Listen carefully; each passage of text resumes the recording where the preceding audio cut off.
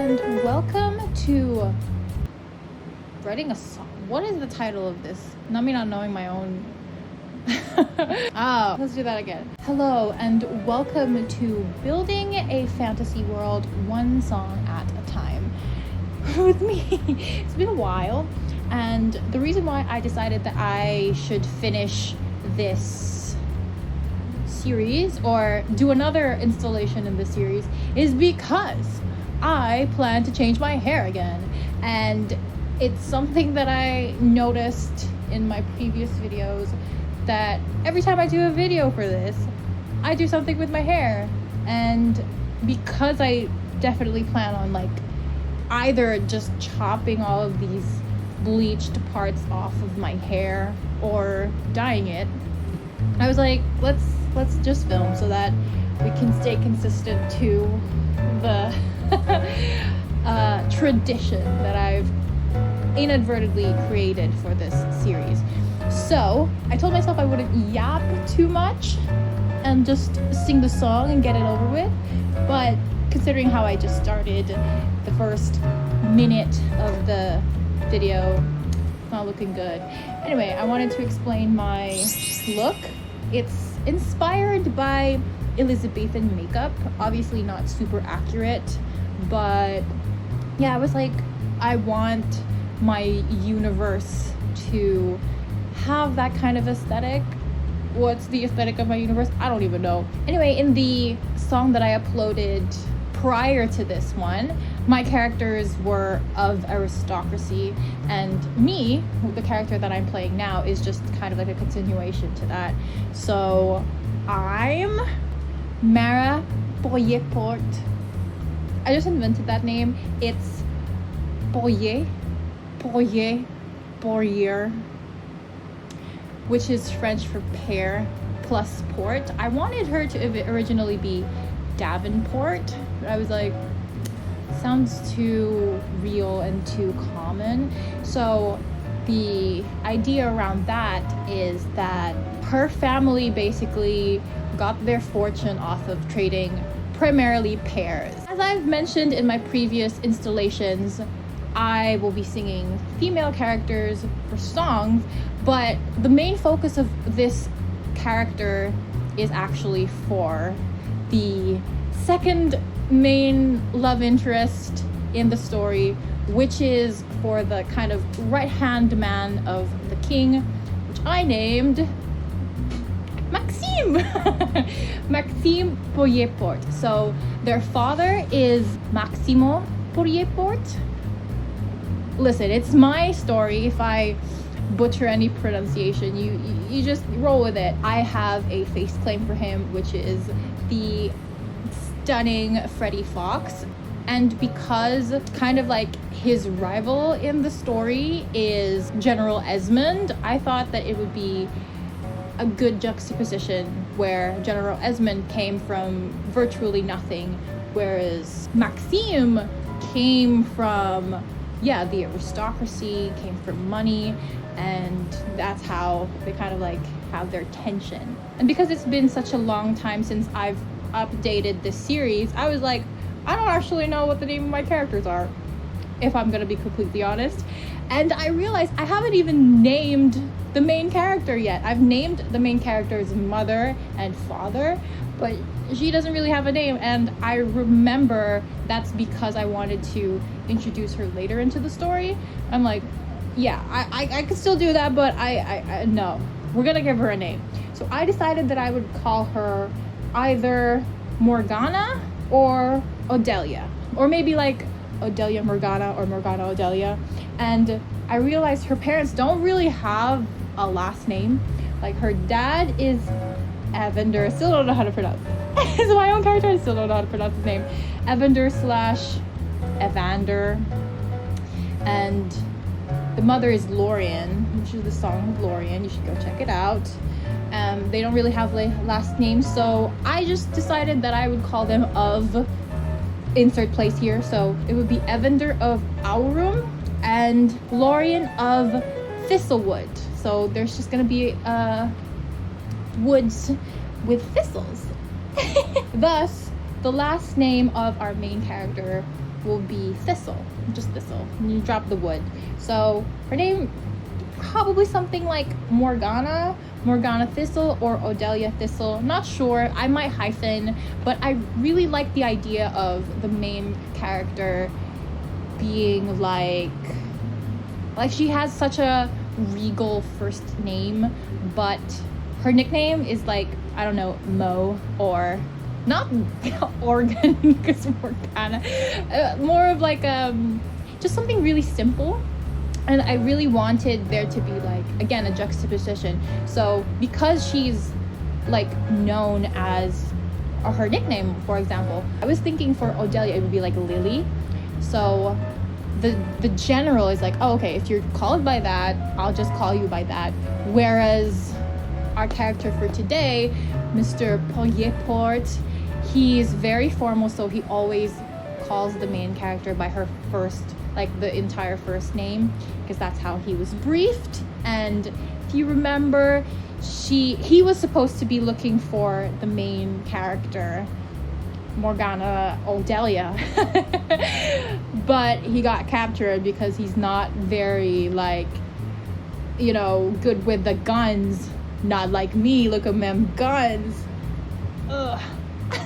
That's why the general came to save them, and now they're traveling back home, right? So we're gonna go back to Mara Poirierport. So this is an introduction to her brother, but again, since I can't really sing in like the tessitura of a man, I'm gonna be creating a female character to introduce them. So Mara, I called her Mara because Mara means bitter, so on the nose, but basically there's a little bit of gender envy between them. She's the firstborn, but because the secondborn is her brother, he is meant to inherit everything, you know, just again the usual patriarchal struggle. And so Mara, she is actually like the younger gender bended version of her dad, and she's just very like straightforward, wants to do the work, gets the work done. And yeah, so I imagine that she's the spitting image of her father as well, just again gender bended. And yeah, literally exact same, but because she's a woman, she's like boo. And their mother, Amina Valencia, that's her maiden name, Amina Poirierport, right? Amina is actually the gender bended version of Maxime. And Amina, the reason why Maximo, their dad, was really into Amina is because she's like the stereotypical girly girl. She's just really into fashion and party, and she's, I would say, like a bit hedonistic, and Maximo really likes that juxtaposition between them, which is why they got married. Also, she's from a rich family. Again, just aristocracy all the way. So when Amina gave birth to Mara, which is me right now, Mara's just the spitting image of Maximo. And then when she gave birth to Maxime is a spitting image of her, and Maxime doesn't want to work. It's just that he has to, and so he was forced into working, and eventually, you know, through nepotism, he was given the title of, yeah, kind of like the right hand man of the king. And I think I wanted to give him the title of something like a foreign affairs personnel, like a coordinator, or like, yeah, like that guy that does like public relations, because he's very charismatic, and yeah, he's just really good at talking to people, because that's the only thing that he really likes to do, which is why he actually enjoys his job. He was supposed to kind of inherit Maximo's business, which I would say is like mercantile and yeah, just like trading and all of that. So he ended up not inheriting that because, well, again, he's not very good. He's he's got one skill, and it's really to talking to people, right? So eventually what happened is Mara, who got married, I didn't really give her a name. Let's just pretend that she could keep her last name, but she got married, and Mara's husband is now the inheritor. Mara's husband inherited Maximo's job. So yeah, that's that.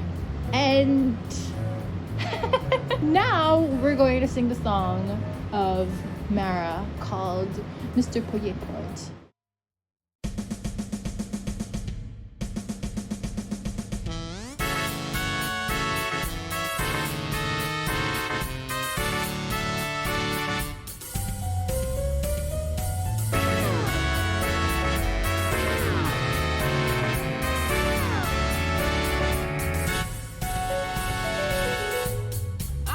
So you could run, no, I crawled so you could stand. And I know now that maybe I should not have done the things I did for you. No thanks for keeping plans yet.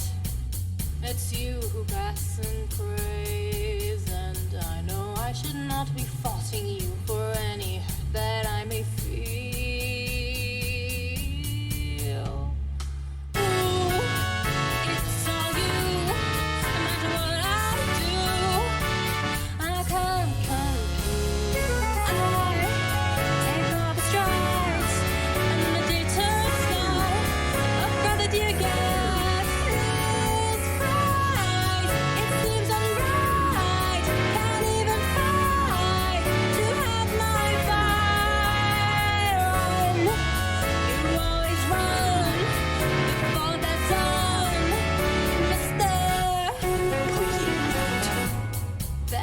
I could not stand, yes, some things I could not bear. And mother told me I waste time in doing things a girl could never do.